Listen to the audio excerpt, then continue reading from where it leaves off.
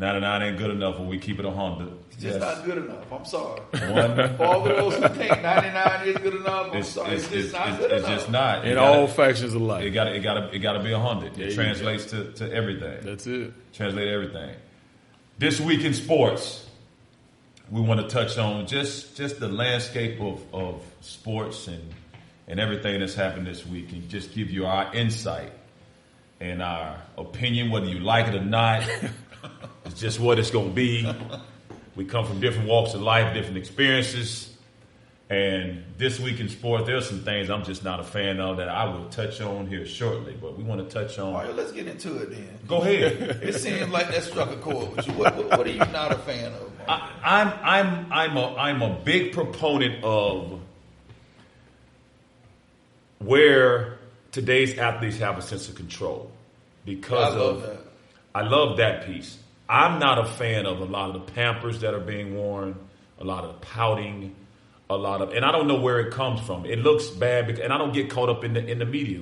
This platform is providing us an opportunity to be able to do stuff. And we say we keep it 100, where it's 100% authentic, but the media can paint a different picture. You mean the pouting from like the actual player? Or the perceived pouting, because the perceived pouting. The media's the media's putting out a certain, and I hate when people say narrative, but the media's putting out a certain narrative. Yes, but I don't get caught up in the narrative. I just get caught up in the. So if I'm going to speak on anything, I'm going to go give it my eye test. Right. And I think the eye test is being mismanaged at this point. Just based off of certain things that happen in sports. So if I say, let's use James Harden, who has probably created one of the better backcourts that we're going to see in today's game over there with the Nets, and it's going to be fun to watch. Have they really though? We can dig into that in a minute. But just based off what these guys been able to get accomplished thus far. Right. You got a guy that's averaged 36 points a game, has done great things in the league. Individually, he can score the rock. Obviously, we know that. You got KD who's super efficient. KD who wants to play the game the right way. Part of the reason why he went to Golden State. But I told somebody way from the beginning when they first got Kyrie, I said, that ain't going to work because Kyrie is not going to allow that to work. Well, I disagree. I think it is going to work only because I think at this point in their career, work championship wise or work winning games. I think it worked both ways. If those now I don't know if they have the coaching staff, and I don't know the full coaching staff to be honest with you. I don't either. The coaching staff that can literally get these guys to really say, okay, it's going to start on this end of the floor because scoring the basketball is something y'all do in y'all sleep. So far, they haven't. Right. You got together though. Nobody's won it, and you ain't in the top 5 defensively. No, I agree. These dudes is like 11th, 12th. And that's why I say they got to start on the one end and on that side of the floor. But now, have any of them ever played defense? I know they say Durant did. You were playing at Golden State where they played defense. Everybody saw Golden State. Stopper in Oklahoma City. No. And to his defense, I mean, obviously it's easy to play downhill. If I'm playing with Golden State and Draymond got I'm coming weak side, beating stuff up over a 3-minute span, I'm gonna sit down in front of LeBron. I can do that. Yes. But he wasn't doing that in Oklahoma City. No. He had to carry the load. When Kyrie ever did it? Of the 420 guys in the NBA, is there a large percentage of guys playing defense? No. No. You're right about that. So right. So when we look at it from that standpoint, those guys, as athletic, as gifted as they are, they just have to be willing to do it. That's it. Yeah. So we're saying that the Nets now have their 3 superstars. Oh, no question about it. I totally disagree that Kyrie is a superstar. I think he's a household name, but I don't think he's done anything since he hit that shot in the finals. Well, and didn't do nothing before Bron came back to Cleveland. Is he really a superstar? He's often hurt. Well, you're talking to, if you ask me, and just knowing.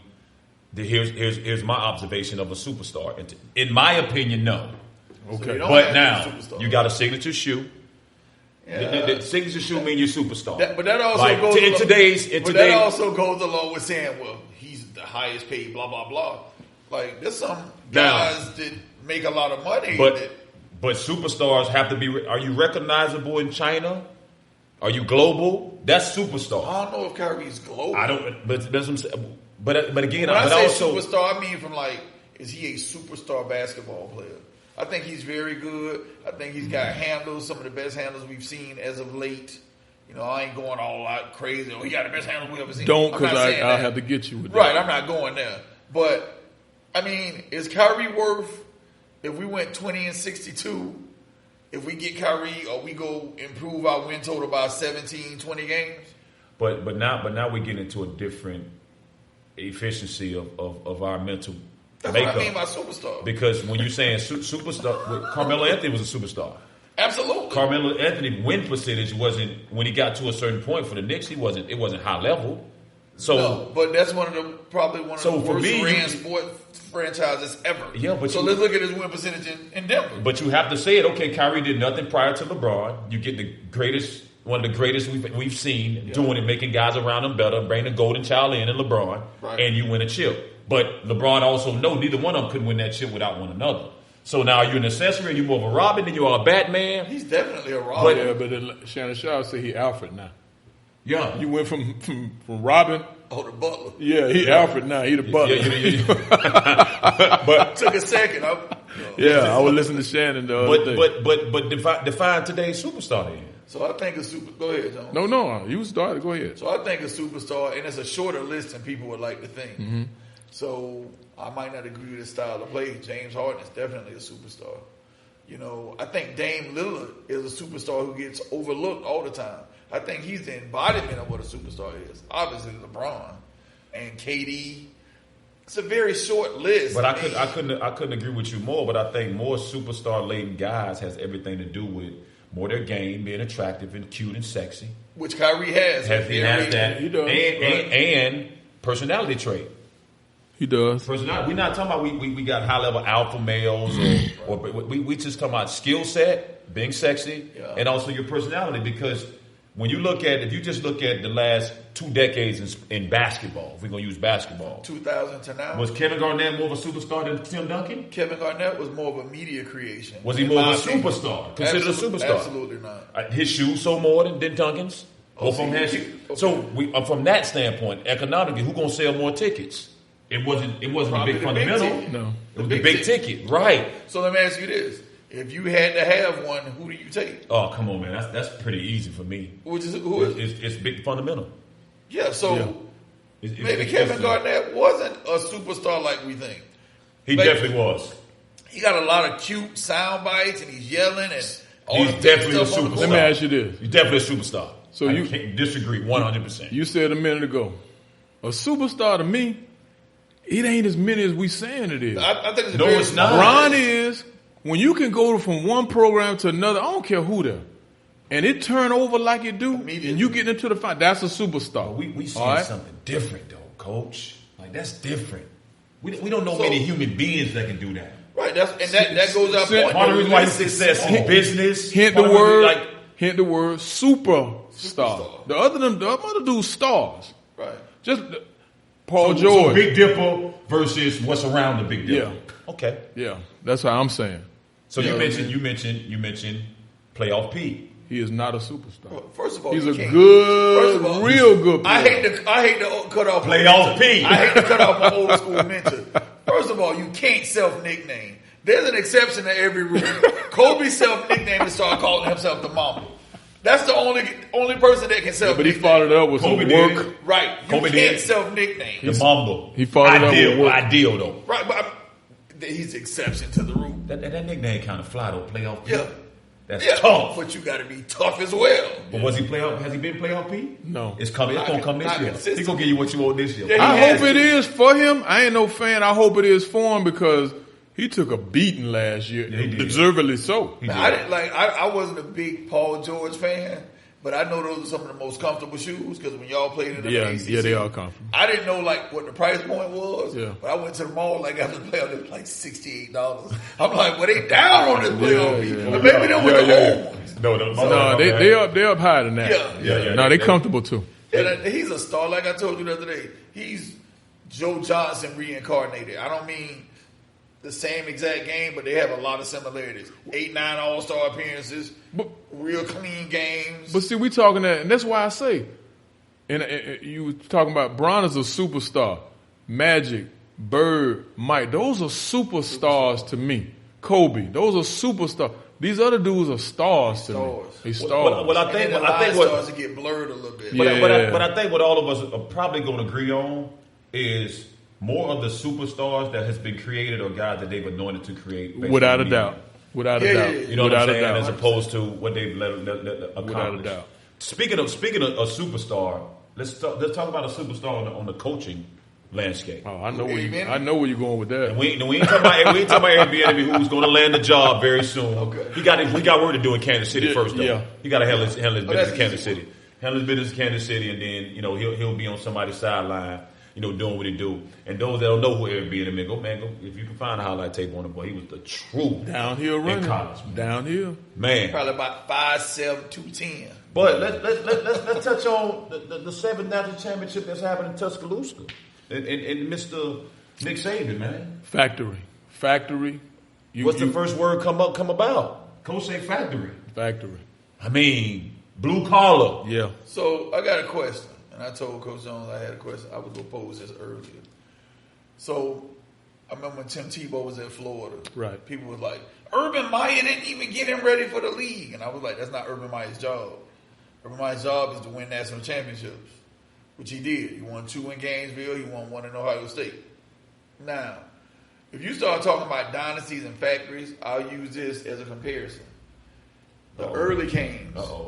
When I say the Canes, the early 2000s. And he got on a Gator hoodie, and he about to talk about his favorite team in the Canes. And the only reason I can sit next to the Canes, all my UCF patrons that's listening to this and watching this, the man to my left went to Florida. I'm okay. That's my guy.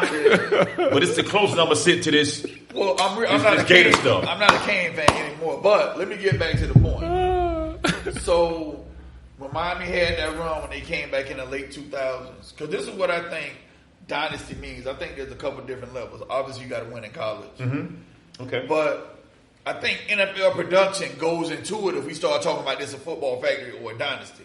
So if I go back and look at the late 90s, early 2000s, the NFL was overrun with Canes. I think they have a consecutive touchdown streak of like 150 weeks a Miami Hurricanes scored a touchdown. Now, all the winning that they're doing in Alabama, you can't rattle names off from the early 90s, late 90s, early 2000s. That's why I say factory. Not dynasty, not like an overall dynasty. That's why I say factory, because we bringing them in. It's just a replacement. It's all the same. Ain't nobody really going to the next level and just boom blowing. Like how you had Sean Taylor. They went to the and they Santana Moss, yeah, Andre Johnson, which you might not be able to replicate that. Portis, yes, Moore, McGahee, yes, like Will Ford. That's because like right now, dynasty and factory, but that's two different things. But if I won 7 chips and I've had 20 first rounders in 10 years, hence the coaching. You know what I mean? That's why we bringing them up. I got 3 Heisman Trophy. So you're saying 20 first round? I'm just and that's impressive. Yeah. On the 2001 team, the picture, there's 17 first rounders on that one team. But it not the same year. But I think it's unfair for us to compare the lineage of the first round picks, Hall of Famers, guys that won on the collegiate level and the pro level. Who would you say would be a Hall of Famer for Nick Saban right now if we just had to pick? Just everything staying. Nobody gets hurt. Derrick Henry. Julio. Yeah. But see. So now, who would you consider Hall of Fame for the Canes? Man, come on, man. Yeah, ain't no. If Sean Taylor don't die, Ed Reed's already in. Andre Johnson go get in. Vince Wilfork go get Ray in. Lewis in. Ray Lewis is in. Like that's the dynasty versus football factory. Yeah, let's not make that up. Let's not make that up. And then let me say this. Actually, again, this might be the exception to the rule. If you go win 6 in 12 years, I might have to call you a dynasty. That's where I was. But it can be both. And I know that sounds contradictory. But that's where I was getting in. Let's get a man his flowers while he's here. I agree.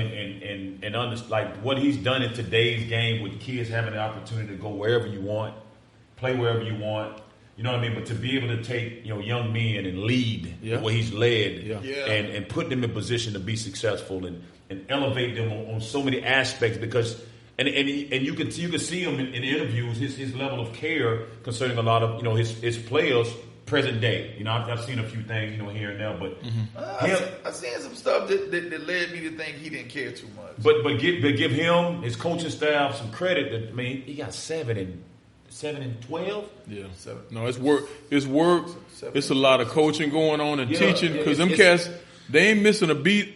I always tell people, man, stuff go down either because somebody making a hell of a play or somebody blowing assignment. Right. They don't blow too many assignments, bro. I was watching the national championship game. That's coaching. And a lot of people don't know this. He is a DB coach.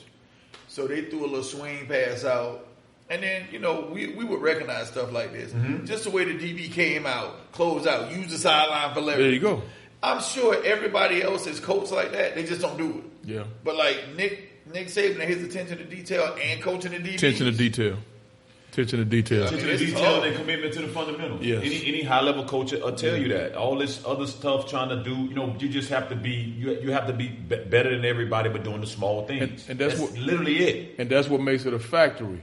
We're gonna bring that attention to details no matter who walked through the door. Yeah. Now the most talented dude walk through the door, we ain't just gonna let him go. No. Be talented. You got details, you got things you gotta do. And so it can be a little bit of both. But I like for him being a elder statesman in the game, somebody that been around the game for as long. His level of relatability to today's athlete, for me, I don't think he get enough credit for personally. And I'm nitpicking. You know what I'm saying? I'm nitpicking because he really does get through to them. I'm nitpicking, but I saw him do something that I probably wouldn't appreciate as a parent a couple of years ago when he was having trouble with Trevor Lawrence.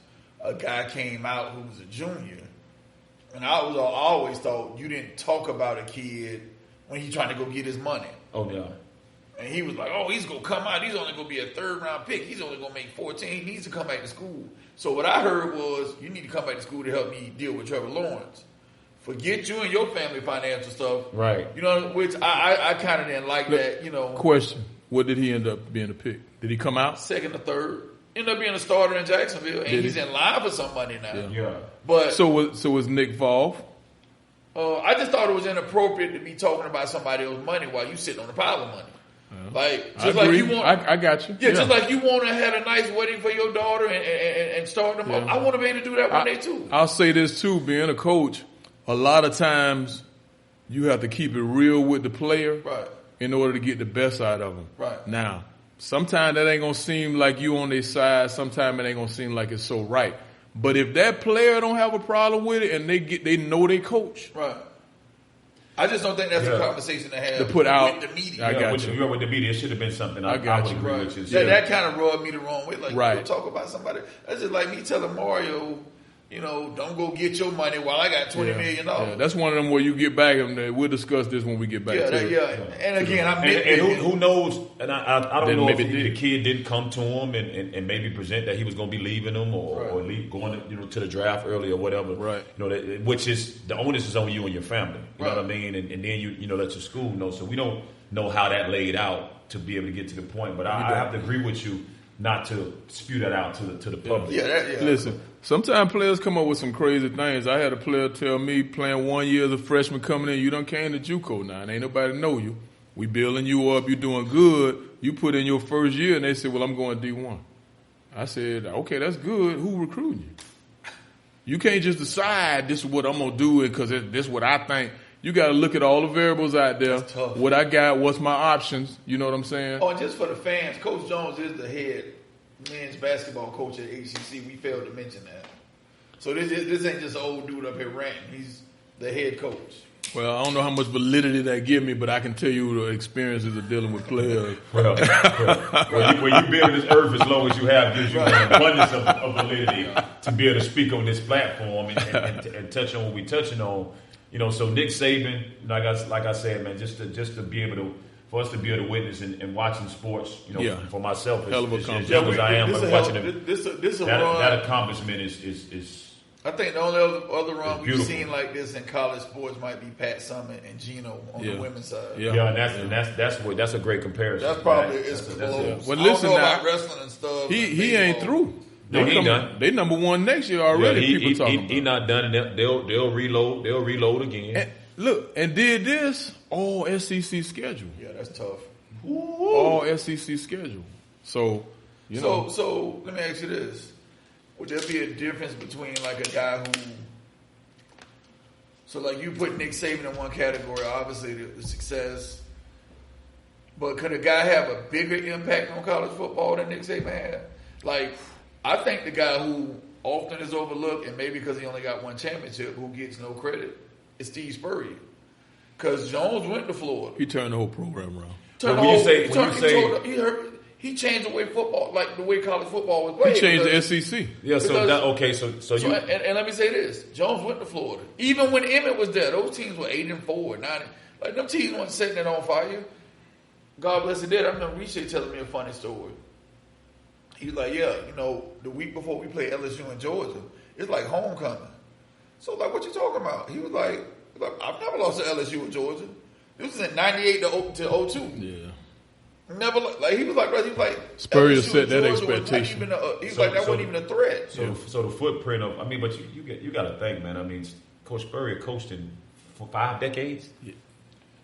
He got to Florida in '90. He was at Duke. He was here with the Bandits in the '80s. I mean, 4 decades. So we talking about the Bandits, we talking about Florida, we talking about the Redskins, we talking about Duke. So. I mean, him leaving his footprint and changing, it's been a lot of, variation and changes that we can say in regard to coaching. But I don't think so, Mark, because like Jones will tell you, the SEC, although fans don't want to believe it, prior to 1990, it was like the Big Ten. Everybody was playing option football. 3 yards in a cloud of dust. So that's why he had like a 7-year head start when he beat people by 60. Yeah. Like, I think I saw something one time in his 12 years, he's 11-1 against LSU and Georgia. It's crazy. Wow. Yeah, it's crazy. So I think that changed the SEC, which changed. I mean, obviously the SEC is the leading conference, but he was responsible for that. Yeah, in Florida. So let NFL playoffs. Ooh, Cleveland Browns got them a win. Smoked a overachieving. Mike Tomlin told everybody when they were 7-0, we're not that good. We're not that good. And I'm one of the biggest fans of Mike Tomlin. They wouldn't listen. He and his realness of it. But the Cleveland Browns, man. Lamar Jackson getting his first playoff win, which it's hard for me to believe that I'm even saying that because that was spewed in my head because of the media. But he's been in the league 3 years. Yeah, 24 years old. But you know what's funny? He gets crap for losing a couple playoff games. Why Josh Allen just doesn't make the playoffs. So he don't get no crap because he don't even make the playoffs. He don't make it. It sounds like Mike.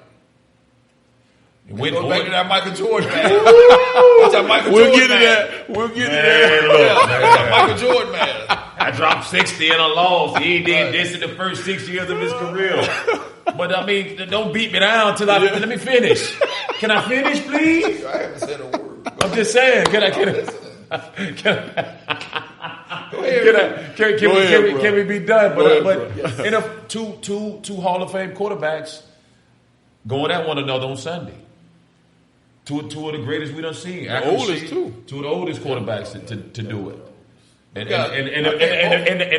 let me say this. I think both of them guys were born in the 70s. They definitely was born in the 70s. 43 and 41. To be sitting here as a 42-year-old man and to know that you playing on that stage and still producing at that level, let me tell everybody that is listening, that is not easy. No. So let me just. I promise you, let me just interject real quick because I can feel our producer Nick staring the daggers into the side. Please don't say nothing about the Buccaneers. This is all I'm gonna say. Before the Bucs played the Saints this year, played the first game of the season, smoked them. I heard the guys doing the broadcast saying that the Saints had beaten the Bucs the last 15 out of 20. What? Yeah. Is that accurate? Yeah, I believe it. I believe so it. I didn't think it was that many like that. Well, before this season, it was 15 out of 20. I'm not betting on the game. The spread might be 3. The Bucs gonna win then. Yeah. On Sunday. I just think they just 15 out of 20. What time to get popped? So now what would it be now? 17 out of 22 they beat them because they beat them twice this year. So. I mean, they just got their numbers. So Sean. No. They're just better than them. So now let me ask you. And have been for the last 2 years. Let's say they lose to the Saints. Is it a good year for the Bucs? Because, I mean, Absolutely. Tom come in, they made the playoffs, No. 11-12. How was it a good year when you got Brady, you got another Hall of Fame receiver? Look at are you kidding me? That's a good year. You come up short, that's a good year. You brought all about perspective. You brought Brady in. You brought Brady in to win the chip, baby. Nick, I guarantee this. Nick is on camera. Listen, Nick, what was our record last year? Listen, if you bring Brady in here right now, 79. Brady is right up the road. Tom, I'm looking in the camera. If you don't win a Super Bowl, is it a good year? Absolutely. Never. So you telling me if you don't win a championship? No. Matter of fact, your coach ain't even saying it's a good year. So you telling me if you don't win a championship, it's not a good year? If you name Tom Brady, you better say it. So if you name Tom Brady, Brady, he had 14 disappointing years. Of course he did. When I done won 6 of them, you sound crazy. No. Disappointed can be misconstrued. Disappointed could definitely be. But I'll say. As a Buck fan who was here when they used to leave the tickets on the counter at Popeyes. That's what I told you. It's all about perspective. When they was rocking that creamsicle, and I've never been a fan, and I'm from the 813. Right. Go Eagles. They used to leave the tickets. You know what I'm saying? Jones was out there in the country. They ain't had no Popeyes. I was around when they first built the Popeyes right there on Armenia and Green. No. But see, here's the thing. Listen. They used to leave the tickets on the counter. We're not about to get a history of them garbage Bucks. You got to relax, too. You know what I mean? So let's ask the old head. Is that a good season? Logically. If you ask Brady, he going to tell you no. The head coach said no. Now, for the dudes that's used to losing, maybe so. For the dudes that's used to winning, hell no. Because some of those guys didn't go to the playoffs ever. Right. So they done been to the Mike playoffs. Evans ain't never been to the playoffs. Right. So Mike Evans went to the playoffs. So it's a matter of perspective. So you can put the perspective, ideology on it if you want. But you go from 7-9 to now you 11-5 or 12-4. I'm gonna tell you. I don't mean to pinch off this thing with the Bucks and the Saints. I just want to see Lamar and the young boy at Buffalo Allen. That's the game I want to see. Listen, right after this recording, I'm going to sit back with my feet crossed and watch that one like this. That's it. That's going to be a good game. That's going to be a good That's going to be a good game. Talking about two mobile, athletic quarterbacks, young. Matter of fact, out of quarterbacks we got left, there's a lot of young ones left. They would be the only two old. Them the only two old heads. The OGs. The OGs and so quarterback wise, star appeal wise, they sitting pretty good then. Right. Down the line. When you got the NFL is a quarterback driven league. Yeah. But that's the most premium position. Quick question, real quick. I got two pretty intelligent guys up here. Is Drew Brees a better quarterback than Tom Brady? Wow, you gonna do that right now? No, because I've always wondered that. So you want a yes or a no? You want a addendum? You want an affidavit added to it? Is he a better quarterback? Size, physical gifts, feet, spatial awareness. I love me some Tom DeVon, but the physical gifts list is real short on his end. Well, is he a better quarterback? Well, I'm going to say if I had to draft, knowing what you know now, or just if you just had the draft. If you just had to, no, know what you know now. No, I mean I understand Brady got the 6 rings, but is he I'll put it to you like this. Is he a better quarterback? And Jones enlightened me on this. Jones and my uncle. No. Let me just say this. Jones and my uncle enlightened me on this. Magic Johnson won 5 chips. Bird has 3 chips. Is Magic Johnson better than Larry Bird? And Jones the one who told me Bird used to be putting it on his ass. Think you can edit that out later. He asking you, bro. He asking you. Because the old man, the one who was like, Magic really couldn't do anything with Bird. So are we? See, again, I am not the biggest fan of situational scenarios to put things in here to do this. Right. He's won 3. He's done this. No, but I'm just saying. Obviously, people look at the game and the skill set. Larry Bird and Magic Johnson. Right. So who do you think is better? Larry. Okay. Because I know people immediately say because Tom won 6 rings. Because what comes into it now, we can take somebody that obviously know a little bit more about thoracic extension and release and all these different things. There you go. I have a sneaking I have a sneaking suspicion he be making some of the stuff up. No. Listen, this is my field too. That's what I escaped out of Florida with a degree in exercise sports science. So this is my field. Oh man, but this 2.0 right here. This is next level. This next level right here. I'm gonna give him that for sure. if we say quarterback throwing the football, now. And only because I know this about Drew Brees. Drew Brees has been the most accurate quarterback we've seen. Yeah. Again, I'm going to bring up his name again. God bless the dead. Rashay told me years ago. He was like, bro, Drew Brees can like close his eyes and hit a target 8 out of 10 times. Like he would say like he could like do the footwork just going backwards and hit a moving target. So I mean, maybe that's playing into my mind. But I mean, obviously Tom got all the accolades, but you think he's a better quarterback than Drew Brees? 1-1A. Yeah. Oh, okay. Yeah. I like that. I think 1-1A. Again, it's what you looking for. Because one thing Tom do, he get the most out of whatever he given. Right. Well, that's why I say I don't want to put like because we can say, well, when it comes to Tom's leadership, and it comes, they're gonna be like, that's different, man. That's special, man. That's hard to quantify that. And is it really his leadership, or did that come from Belichick? But even your level of adjustment and your mental aptitude to be able to take certain things that you can steal, because the great Steve Jobs said, the good ones copy, the great ones steal. Right. And use that environment now to be able to say, you know what, I tapped in on something I didn't even know I had. Because of the greatness in the Bill Belichick, the mad scientist I called him. I'm going to pinch it off. I prefer Breeze. Right. Because I just love the accuracy. I love how, boom, I'm here. I take this check down, and it's like seamless. There's no hesitation in this game. Now, I've noticed it seems like it's dropped a little bit, and rightfully so. You're getting a little older, but I've always been amazed at him and watch how they shred the Bucks. For that matter, a lot of people, and just the accuracy, the knowledge of he knowing where he going. Yeah.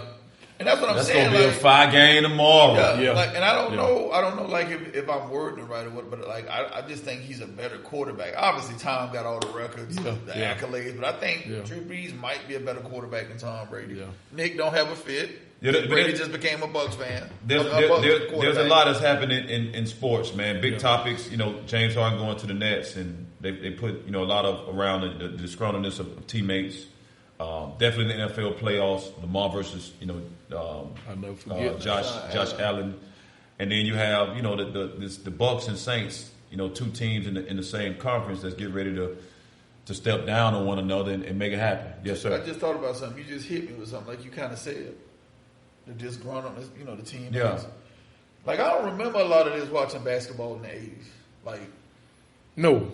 Yeah, because I think like you said, it's like the disposition of these guys. Now it's a lot of pout. They come with the money. They come with being a little spoiled. They come with you got a self drive. Right. You see what I'm saying? Coach preach, man. I mean, it's so much when you're a kid, and let's just say you've been chosen early on. That deformation of character carry on with you until you actually get a level of humble pie. Yeah. Right. Yeah. So that's why you see so much discord amongst these guys. That's why young guys would be so difficult for them to win games in the NBA. Yeah.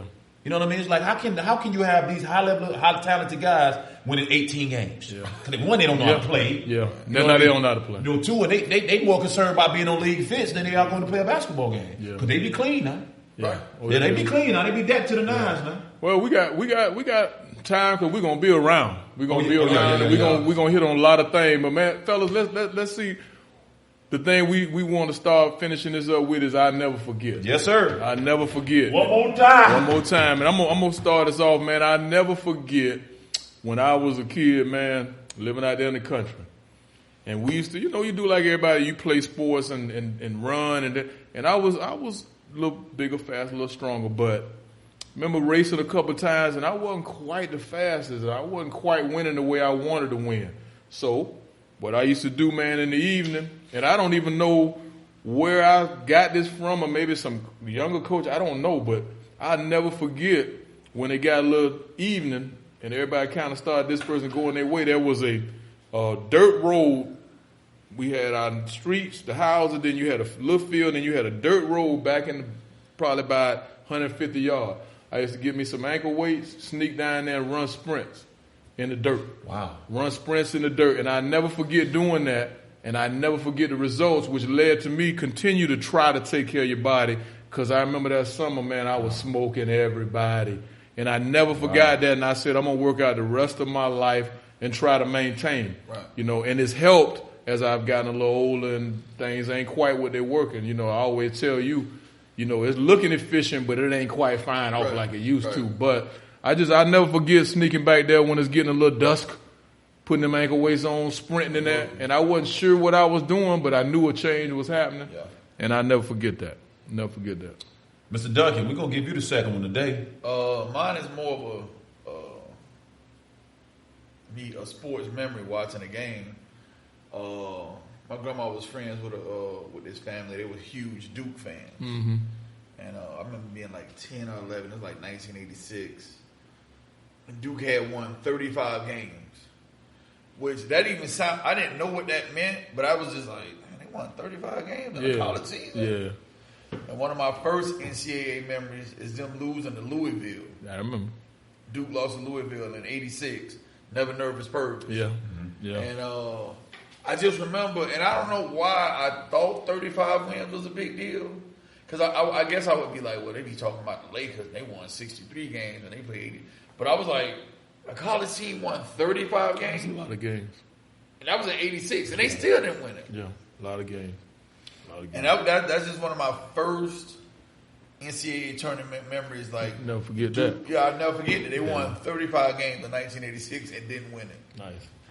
I'm going to touch on what I never forget, and it's going to be again. It's probably going to be a little off the rails, but I have some positives, I have some negatives. But this one thing I would never forget. I never forget when the movie Breaking came out. I love that movie, man. And shout out to the actors on Breaking. I guess one of them just passed away. Shabba-Doo just passed away. God bless him. Yep. Rest in paradise. But I never forget when you're a hood kid, we tried to be Michael Jackson. But when Breaking came out, we literally got a cardboard box and we cut it open and we put it on the front of the project porch, and we literally sitting there spinning on our head, turning and twisting, jamming to the Planet Rock music, just break dancing. You know what I mean? And it just brings back such fond memories of. And you, I remember just not feeling any pain, just doing it, spinning, not knowing what you're doing, going to watch the movie, come back out. I'm about to try this and I'm about to try that. So that Turbo was tough. That Turbo, yes, sir. And then when I go back and watch the movie now, you see the string on the broom. You see all of it. You see it again. That's one or two. Yeah, that was two on the broom. Two. On the broom. Boogaloo, something. Electric Boogaloo. Yeah. Breaking to Electric Boogaloo. So when I went back and watched it, I was a little disappointed because I was like, man, how I didn't see that as a kid? It was horrible. It's kind of like when I got older and I saw the Terminator. I'm like, this honky tonk. I'm like, man, straight up. This was cold. Man, I'm talking about why you couldn't tell me nothing about Breaking Two. So when I seen them move the broom and you could see the string when I was older, man, but I'll never forget just mimicking those That's moves. A good one. And I hate to be this dude, but I gave Coach Mario a little demonstration the other day. I was probably one of the top 2-3 poppers in the United States. Did I not hit you with something the other day? I mean, you played a little Planet Rock, but don't worry about it. You're going to get your chance to make your debut. As I said, with all them little poles, how the hell you was one or two in the United States? I was not the best in the country. I was at Cold Jones. Well, you were the best on your block. But you're the best on your block. And you know what that was. So it wasn't going to be hard to be the best over there. The best on your block. Hey, man, we can do this. I got to say this one more time for the people in the camera. You just brought up Breaking. That probably came out early 80s. Yeah. This literally just popped into my head. These dudes crazy. Me and a friend of mine went to Tampa Bay Mall. I don't think Nick was born when Tampa Bay Mall was up. And he met a chick. And he was like, let's see who get the most numbers today. You know I'm real good with numbers or whatever. So I'm looking at this little thing. You know, I made him a thick one upstairs, Reed. She done broke him up. I'm like, dang, he got the phone number. She hit him with the 622-1212. Wow. For our viewers at home, if you from Tampa, you know what that number was. Wow. Nick is, again, our producer. He's kind of young. You know, that used to be the number you could call the time to check with, see what the time was. 622-1212. He didn't know it. He didn't know it, Coach. So I'm looking at the number. Oh, Lord have mercy. He's like, yo, I'm calling us when we get to the house. So, you know, I didn't want to come off as a hater. I'm like, bro, she gave you the number to call and check the time. The time is 622-1212. And when you bought that break, that popped into my head. 622-1212. Yes, sir. Take us out of here, boy. Hey, man. Look. Thank you again. All right, so, well, unfortunately, this is where the camera dies, so I'm going to go ahead and complete the outro. Appreciate you guys clicking on the video, watching. Make sure you guys like the video down below. Subscribe to the channel if you haven't already. And leave a comment down below on what you guys think. We'd love to hear you guys' feedback. Thank you guys for all the support. We're on the grind to 1,000 subscribers. And yeah, you guys take it easy. We'll see you guys in the next one. Peace.